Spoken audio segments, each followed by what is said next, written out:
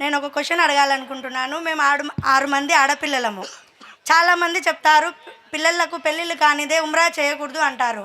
కొందరేమో చేయొచ్చు అంటారు, బరువు బాధ్యతలున్నా చేయొచ్చు అంటారు. మీరు చెప్తారా? సోదరిమని ఏదైతే ప్రశ్న అడుగుతున్నారో, ఉమ్రా అన్నది ఏంటంటే అది మనకు ఫరజ్ కాదనమాట. హజ్ అనేది ఫరజ్. అది ఎవరిపై ఫరజ్ అవుతుందన్న విషయం మనం తెలుసుకోవాలి. కేవలం స్థితిమంతులు, ఎవరైతే ధనవంతులు ఉంటారో వారిపై మాత్రమే హజ్ ఫరజ్ అవుతుంది. వారు హజ్కు వెళ్ళాలి. అలా కాకుండా పేదవారు, డబ్బులు లేనటువంటి వారు, ఇప్పుడు ఎందుకంటే గవర్నమెంట్లో మీరు హజ్ చేయాలంటే 4 లక్షల రూపాయలు అవుతుంది, ప్రైవేట్లో హజ్ చేయాలంటే 8 లక్షల రూపాయలు అవుతుంది. 8 లక్షల రూపాయలు మీరు హజ్ కోసం ఖర్చు పెట్టే స్తోమత మీ వద్ద ఉన్నప్పుడే. మీరు అప్పు తీసుకురాకూడదు. అప్పు చేసి తర్వాత ఇతర పెద్ద పెద్ద బాధ్యతలు ఉన్నప్పటికీ కూడా మీపై స్తోమత లేనప్పుడు చాలా మీరు ఏదో ఒక పెద్ద ఘనకారం చేసినట్లుగా ఫీల్ అయిపోకూడదు. ఎందుకంటే స్థితిమంతులు, ధనవంతులు వారిపై హజ్ అనేది ఫరజ్గా ఉంది. అయితే హజ్ ఎప్పుడైతే ఫరజ్ అవుతుందో దానితో పాటు కొన్ని బాధ్యతలు ఇంట్లో ఉంటాయి. ఆ బాధ్యతలను పూర్తి చేసే వెళ్ళాలి అనే రూల్ లేదు. ఎందుకంటే ఇక్కడ మీకు హజ్ అనేది ఫరజ్ ఎప్పుడైంది? మీరు ధనవంతులు, మీ వద్ద ధనం ఉంది, స్థితిమంతులు కాబట్టి.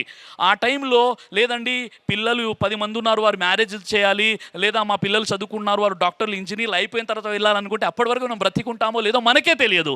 కాబట్టి హజ్ చేయడానికి కావాల్సినటువంటి విషయం ఏంటంటే మీరు ధనవంతులై ఉండాలి, అంటే మీరు స్థితిమంతులై ఉండాలి. ఆ యొక్క కేపబుల్ పర్సన్స్ మీరు అయి ఉంటే మీరు ఇన్షాల్లా హజ్కు వెళ్ళి రావచ్చు. కొన్ని బాధ్యతలు ఉంటాయి. ఇంట్లో అందరి పెళ్ళిళ్ళు అయిపోయిన తర్వాతే వెళ్ళాలనడానికి ఎలాంటి ఆధారం లేదు.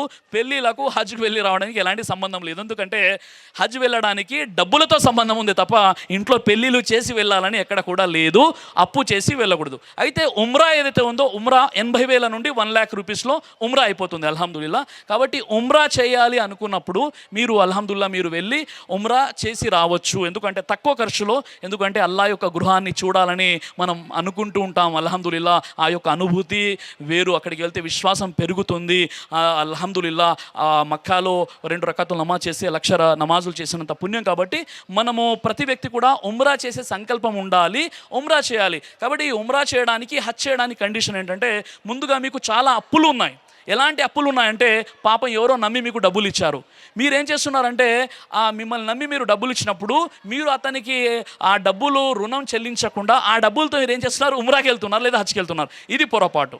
ఇలా చేయకూడదు. మీ దగ్గర డబ్బులు ఉండి అప్పు లేనట్లయితే మీరు ఉమ్రాకి వెళ్ళిపోవాలి. ఎందుకంటే అప్పు తీర్చకుండా ఉమ్రాకి వెళ్ళి అక్కడ ఏదైనా అయిపోయి చనిపోయినట్లయితే మన యొక్క ఆత్మ అనేది స్వర్గంలో వెళ్ళకుండా మధ్యలోనే ఉంటుందని ప్రవక్త వారు చెప్పారు. కాబట్టి ఒక వ్యక్తి డబ్బులు ధనవంతుడైనట్లయితే అతడు హజ్కి వెళ్ళిపోవడానికి ఇంట్లో ఇతర పెళ్ళిళ్ళు చేయాలి అనేటటువంటి నిబంధన ఏది కూడా లేదు. సోదరిమని అడిగినటువంటి ప్రశ్న జవాబు దొరికిన ఆశిసు. దైవ ప్రవక్త ముహమ్మద్ సల్లల్లాహు అలైహి వసల్లం వారు తెలియజేశారు, కడుపుకు సంబంధించినటువంటి అన్ని రకాల వ్యాధులకు అద్భుతమైనటువంటి ఔషధం తలిబీనా. ఇది దైవ ప్రవక్త వారి సున్నత్.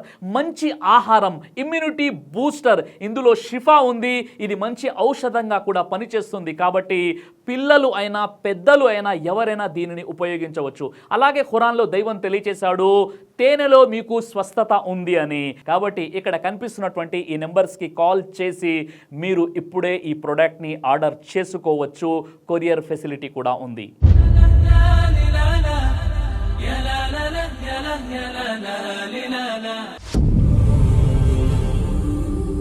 బ్రదర్ సిరాజ్ అని యూట్యూబ్ ఛానల్ని మీరు సబ్స్క్రైబ్ చేసినట్లయితే ఇన్షాల్లా దైవచిత్తం అయితే మీకు వీడియోస్ వస్తుంటాయి. అదేవిధంగా బ్రదర్ సిరాజ్ అనేటటువంటి ఫేస్బుక్ని కూడా లైక్ చేయడం వల్ల మీకు వీడియోస్ వస్తుంటాయి.